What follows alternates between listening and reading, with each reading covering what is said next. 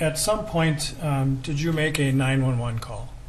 That is correct. I did call the police on the police. All right. And why did you do that? Because I believe I witnessed a murder.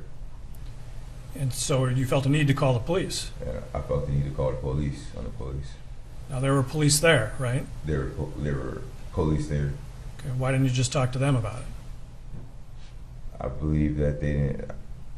We just didn't have no connection. You know, I spoke to them, but not on a connection of a human being relationship. Did you, believe that they were involved? Yes, totally. And so when you made that 911 call, about how long after the ambulance left was that? Time recollection? I don't know. Was it a matter of minutes? Minutes, seconds. Not too long after they retreated to the other side of the street, I proceeded to call the police. And prior to today, have you had an opportunity to listen to a recording of that 911 call? Can you please repeat that question? Prior to coming to court today, did we play for you a copy of that 911 call, a recording of it? I will not say yes or no. I cannot remember at this moment. Okay. If you heard that today, would you be able to recognize it as the 911 call that you made? That is correct. All right. We have now marked that as Exhibit 20, and Your Honor, we would ask that it be, we are offering it now as Exhibit 20. And 20 is received. All right. So if we can at this point, then play Exhibit 20.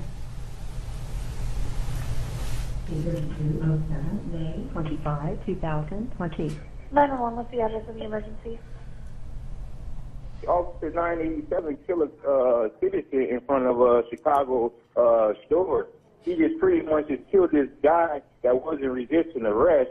He had his knee on the dude's neck the whole time. Officer 987, the man went, stopped breathing. He wasn't resisting arrest or nothing. He was already in handcuffs. They pretty much just killed the dude. I don't even know if he's dead for sure, but he was not responsible when the ambulance just came and got him.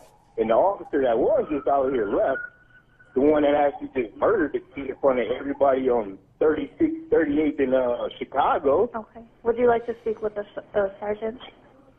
Yeah, like that was bogus what they just did Hold to on. this man. He was unresponsive. He wasn't resisting arrest or any of it.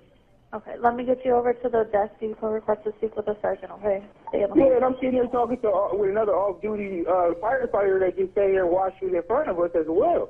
Okay. And she told him to check the man's pulse, but they wouldn't even check the pulse. Okay, 1 second.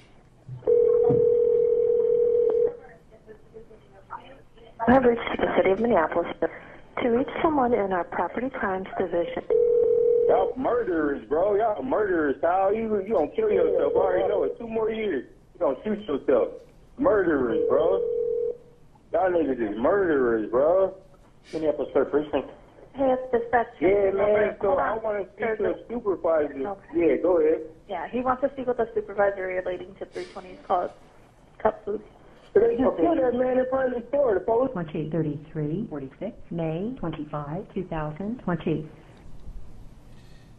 Is that then an accurate recording of the call you made? That is correct. And at the beginning, you referred to Officer 987. Where did you get that number from? Honestly, it was just visually popped in my head. Okay. Like I looked at his badge, and that's what I read on his badge. And so whose badge, which officer were you referring to? The officer sitting over there. Okay. And was that also the officer that had his knee on George Floyd's neck? That is correct. And for the record, when your previous answer, you were pointing to the defendant, Mr. Chauvin? That's correct. Okay. And so the purpose in making, what was the purpose in making that 911 call at that time? I just felt like that was the right thing to do. I didn't know what else to do. I didn't know what to do.